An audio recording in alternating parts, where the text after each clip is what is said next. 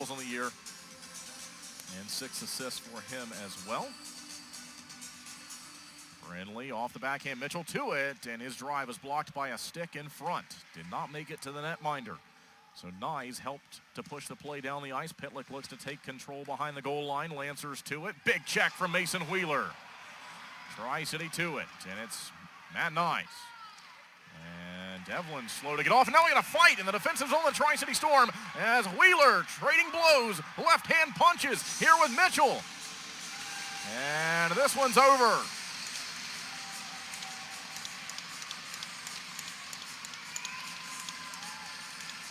.15 left to go in the third period. And Mason Wheeler,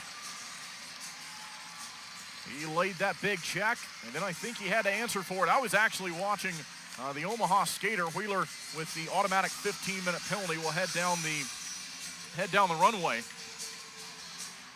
And Mitchell as well. I was watching the Omaha skater who was slowly going over the bench. It was Liam Devlin.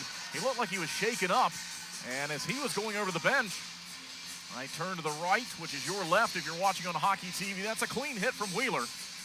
And all the way, Mitchell went all the way across to find him, and then they dropped the gloves and went at it.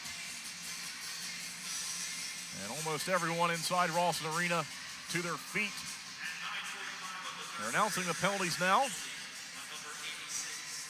And Mason Wheeler laid that hit, and then Mitchell went all the way across to go find him. Head coach Anthony Noreen is yelling at one of the linesmen right now. I think he's wanting some type of a power play for Tri-City. That's going to be his argument, with Mitchell instigating, trying to go find Wheeler.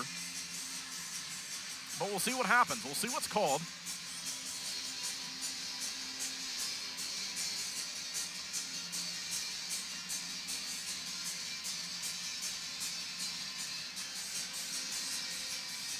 Mason Wheeler throwing some big checks last night as well.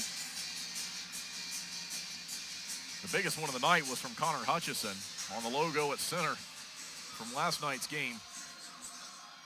That was a building rocking hit.